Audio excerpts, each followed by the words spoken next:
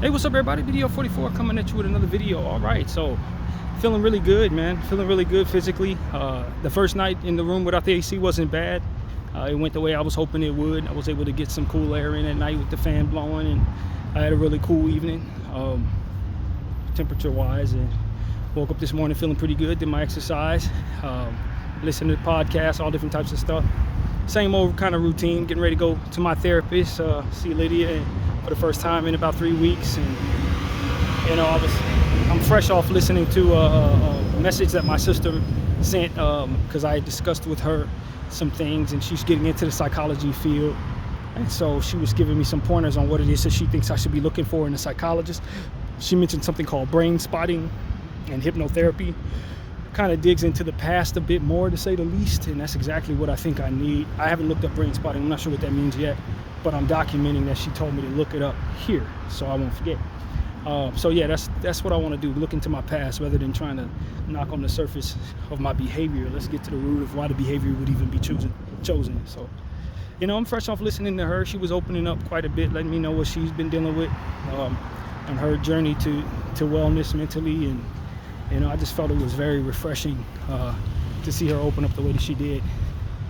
And I took a lot of gems from what she shared.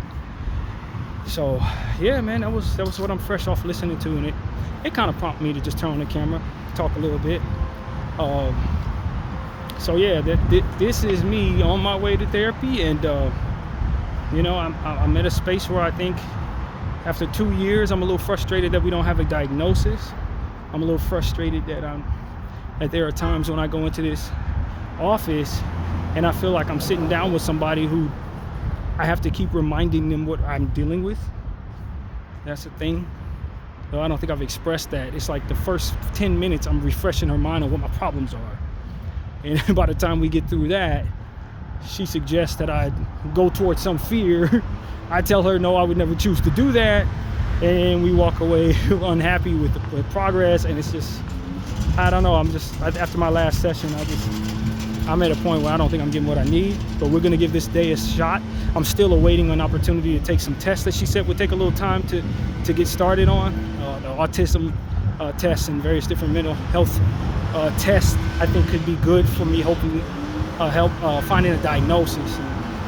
So that's really what it is, and I'm hoping she'll at least give me some clarity on how soon we can get that test, or if that's even in the works, or if we forgot about that. I don't know. I really don't know, but that's where I'm at with it. So that's my situation. I'm on my way there. Oh yeah, as far as the EBT card, it did not work, and it's because they didn't carry over my old PIN to the new card. So what was said on the paperwork that came with the card is that they were going to send the PIN in a separate envelope that would be sent out at a different time. I don't know what type of mind games these people are playing. Why the hell the PIN number couldn't come with the card or on the same day? This is just more unnecessary bullcrap that messes with people getting what it is they need.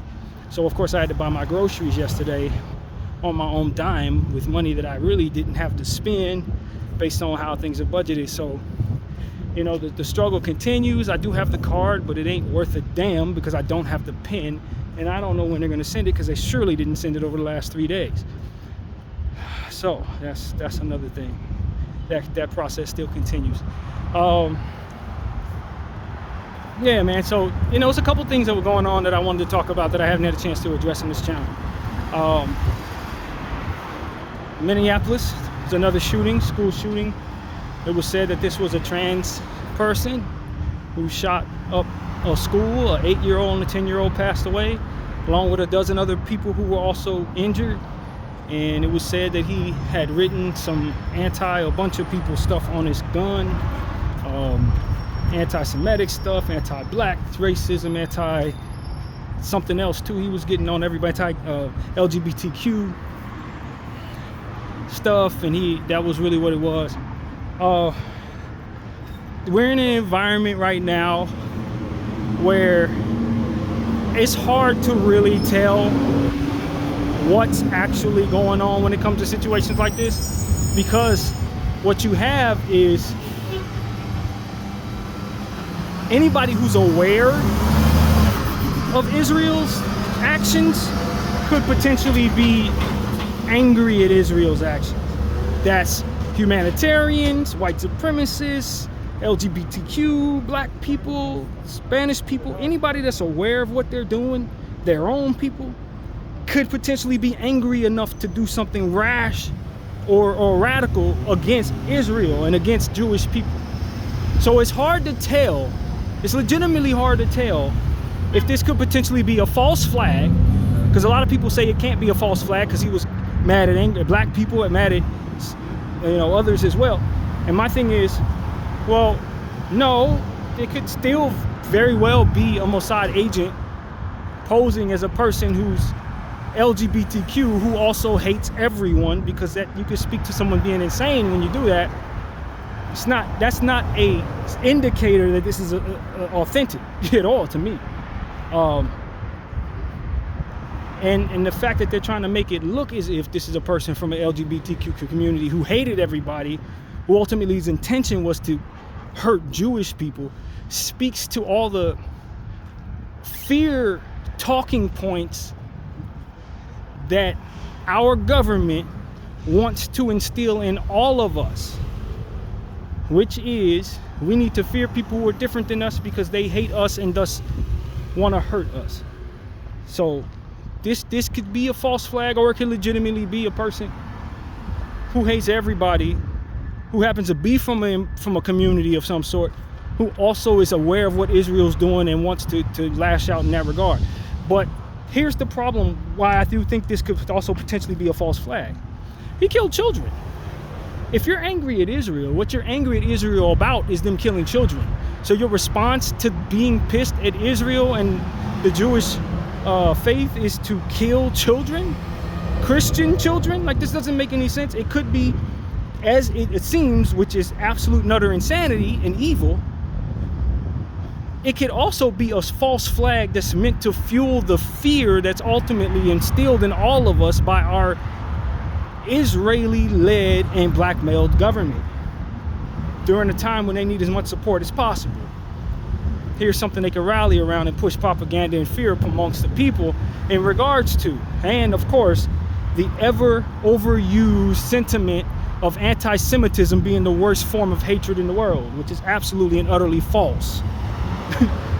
It's false. It's not the worst form of hatred in the world. In fact, it's probably one of the least used in the world. Now, anti-Islamophobia is a problem. Islamophobia is a big problem. That's a huge problem. You know what I mean? We don't talk too much about that amongst our government because they are, in fact, Islamophobic. But if we want to talk about what really is harmful in terms of hate, anti-black racism, anti-Spanish, South American and Spanish-speaking hatred is obviously a big one with everybody on the ICE thing, and of course, anti-Islam. But that whole everything else is not. A lot of that is propaganda, talking points, fear-mongering, pandering. A lot of that other stuff ain't really that serious. They just want you to think it's more than it is, so that you'll have that fear in your head as you move about the world. That's really what most of that is actually about. And so this particular thing could have potentially been another one of the false flag events that is meant to make us get up in arms about people, up in arms about one another, and ultimately you'll have an open ear to that lying ass government that continues to tell us a bunch of bullcrap. And so that's really what I see there, man. I think there's a world where this is not a false flag event. I think there's a world where this is a false flag event, and because of it, I'm not really sure what I'm looking at, and so it's probably one of the better ones if it is a false flag event, as it pertains to being effective in making it so that even those of us who are paying very close attention to the circumstance don't actually know what we're looking at. And that environment in and of itself makes me think it's a false flag event. It's well put together. And they're really trying to get all of us to hate people and fear people and then be aggressive against people and ultimately want for others less than we want for ourselves based on our own self-preservation and fear and all of that. So that's what I think of that situation. Prayers out to the people who lost their kids. This is just 2 more kids that have been slaughtered in front of our eyes. I saw footage of kids dead this morning, man, bombed to hell. Like, I know America and white supremacy wants us to look at white kids as if the end of the world happens when they lose a hair on their head. But the reality is, I've seen so many dead children till it's not even about that anymore. Any dead child is a problem in a sane person's mind. I don't care if they're white, Spanish, black, Jewish. I don't give a shit. If a child is hurt, a child is hurt, man. That's a bad thing.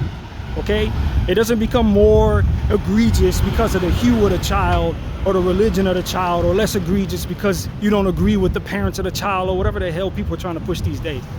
And so that's what I gotta say, man. I don't feel no better or worse for that situation than I did for the last 600,000 children that have been lost in these different genocides and apartheids and all these sides you shouldn't be going, sweetheart. That's a green light. You're going the wrong way. You're going the wrong way. You were not supposed to turn there. You're not supposed to turn there. Anyway, so, you know, this is one of those situations where it's incumbent upon all of us who have decency in our hearts, regardless of what groups we come from or religion we come from, to bring a balanced concern to any situation where children are lost. So if you're gonna look at what's going on with those kids in Minnesota, if you have a heart for that, then naturally you should be turning your attention to what's going on in Gaza and having a great deal of concern for that. And so if you don't have that, then you don't hold much credence as it pertains to your heart at all, as far as I can tell. You don't have a heart. You're just posturing whatever way you feel you should based on whatever it is that ultimately you want to be seen in regards to being concerned with. And that, my friends, is not of God in any way. So that's what I got to say, man. And that image I saw this morning, it was blurred slightly, which I was thankful for. But it was about 6 or 7 kids slabbed out who had died from explosive injuries. The oldest one was probably like 6 years old. They were all little kids, and they were all mangled up, and it was ridiculously grotesque. And it wasn't the first time I seen anything like that. And unfortunately, in this genocide, I have great concern that it won't be the last. It just is what it is, man. These people are targeting children, whether we want to admit it or not, whether it fits your narrative or not, whether you care about these being children or not, whether you think they're going to grow up to be terrorists or whatever it is you fear or not. The truth is, regardless of what your point of view is, these people are killing kids, and they're targeting them on purpose. And that is it. That is all. So if you call yourself someone who's concerned about child welfare in any situation, and you're not interested in this, you need to know that you have been exposed in modern times as someone who didn't care about any kids. Not at all. And only the ones you cared about is the ones that fit your narrative. And if they somehow fell out of favor in your narrative, you wouldn't care about them either. And that's what those of us who are paying attention to this have come to understand about you. So that's what I want to say to anybody who feels that way, man. That's what it is to say about you. Now, as we go forward, there's another conversation I think could use some more credence, and that is the situation with Rampage Jackson's son, who I guess I'm not really sure what type of wrestling event this was, but he found himself at a wrestling event of some sort, and you know, prior to the main event, he was behind the scenes in the area where the wrestlers come together, eat dinner or whatever they do, eat lunch. And I guess while this was filmed as well, one of the wrestlers broke a soda can over this guy's head, over Rampage Jackson's son's head. And you know, in this wrestling event thing, when you got that type of thing going on, he smashed a can over your head, you fall like you've been hit by a brick. You know what I mean? You sell it, right? Because that's the game. If you watch this, that's what you do. You sell that this hurt. Someone breaks a chair over your head, a folding chair, you fall to the ground. You know, it's like wrestling. It's wrestling.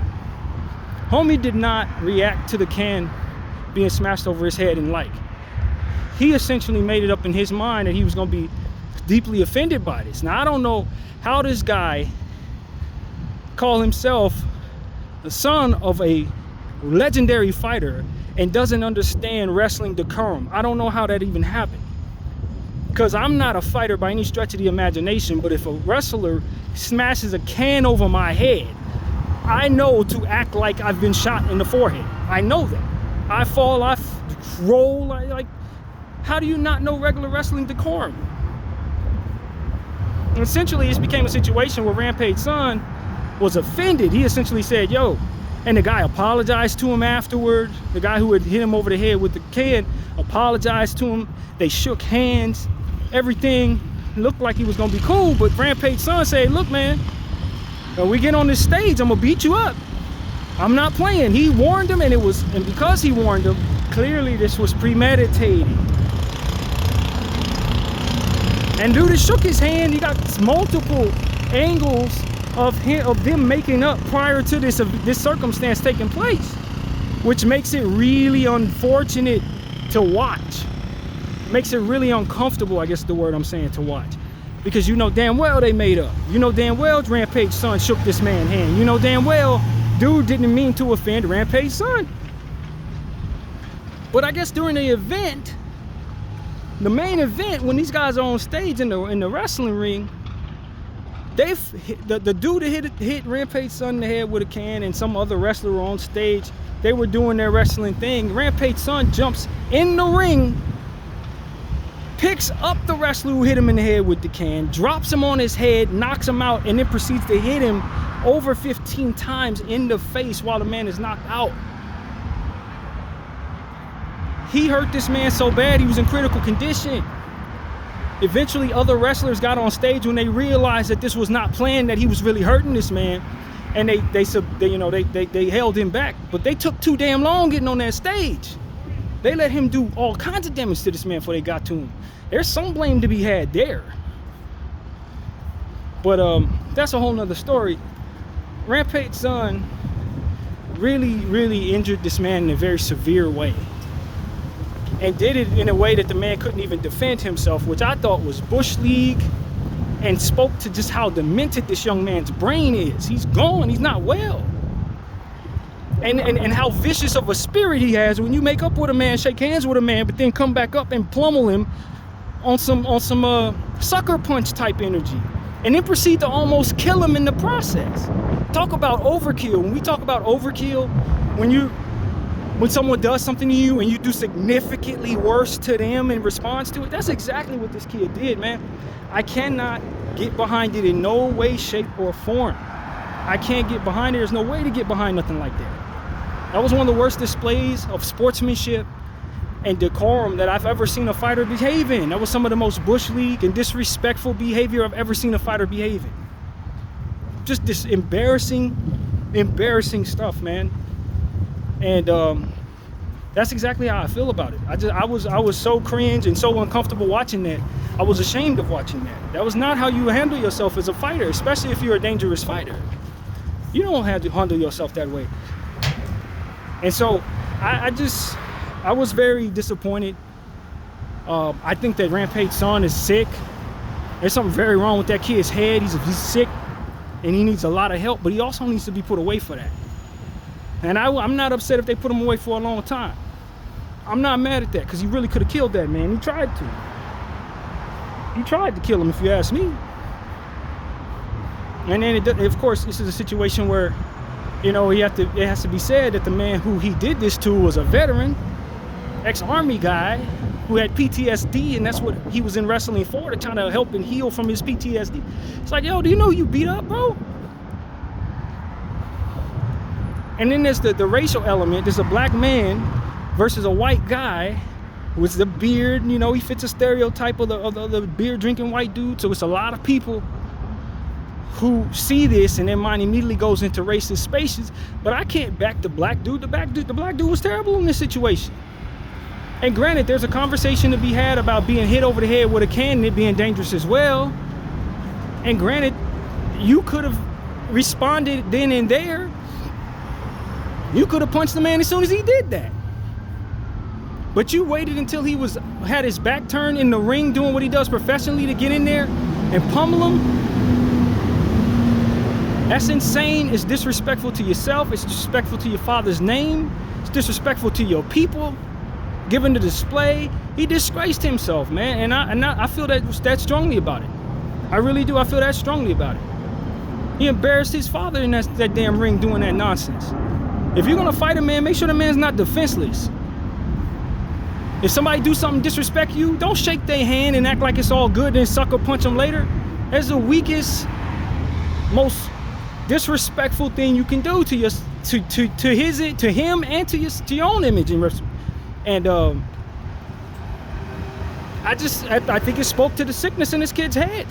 I know a lot of times we talk about mental illness as an excuse, but damn it, that boy crazy. Let's just be honest. Ain't nobody in their right mind about to do any of that. And then we got to speak to his father. You know, what the hell? Did you raise this boy like this? You're supposed to be one of the best fighters in the world. You didn't raise your son with any damn discipline, but you instilled in him all this ability to beat the hell out of people, but no discipline. It's just ridiculous, man.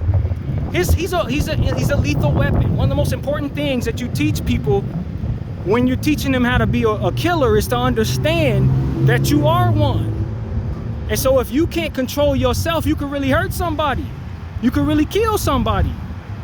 It's one of the most important things about learning any type of martial arts is knowing that you're responsible for harnessing it in an exaggerated way to assure that you don't do any ridiculous damage to people, because you're not a regular civilian. You are trained to kill.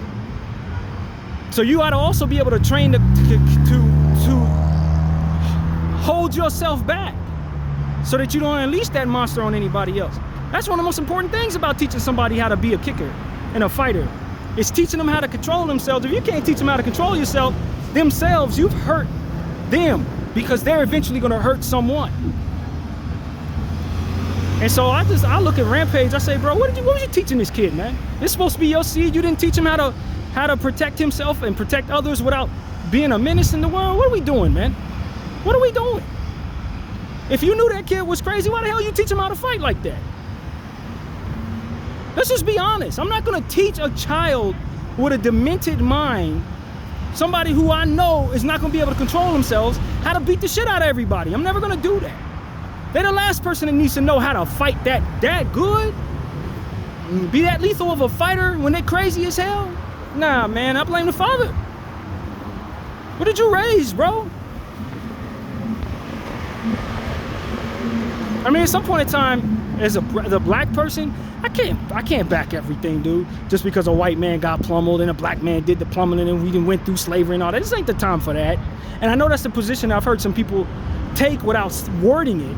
Just like we hate seeing it on the other side when people who happen to be white do horrible things and then white people support them just because they white. I'm not about to do that as a black person. I'm not gonna do that. Not gonna happen.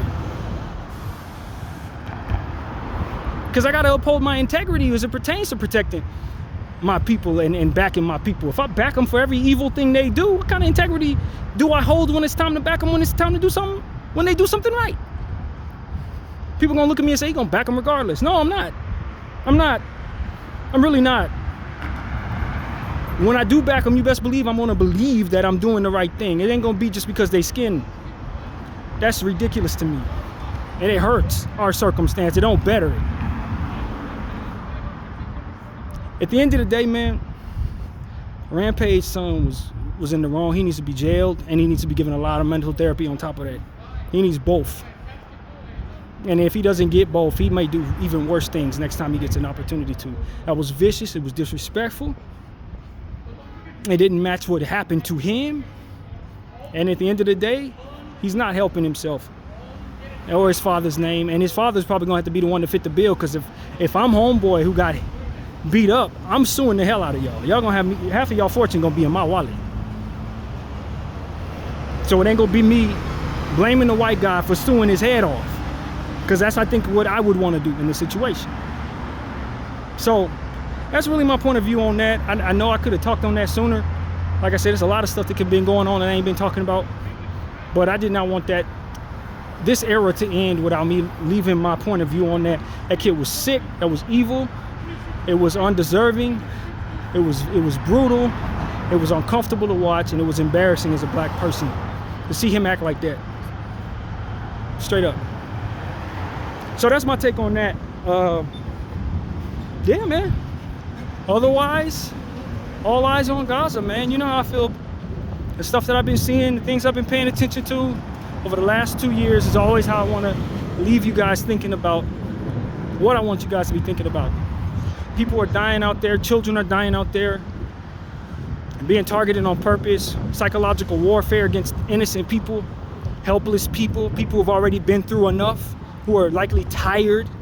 This is who they are targeting and trying to paint out to be their greatest threat. It's not, right? And I'm encouraged by the world waking up to it, by people responding to it in kind, by shunning Israel every time they open their mouth, by booing these bought and paid politicians anytime they get up to open their damn mouth and speak, by holding them accountable and asking the tough questions when you give them a platform to speak.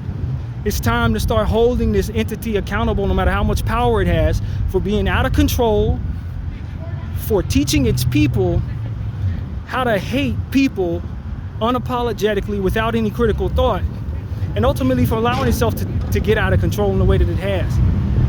That's what I see there, is an out of control society who has raised a society, a government who has raised a society of monsters.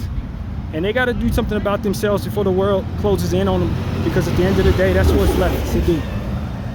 Bdf 44, I thank you all for watching.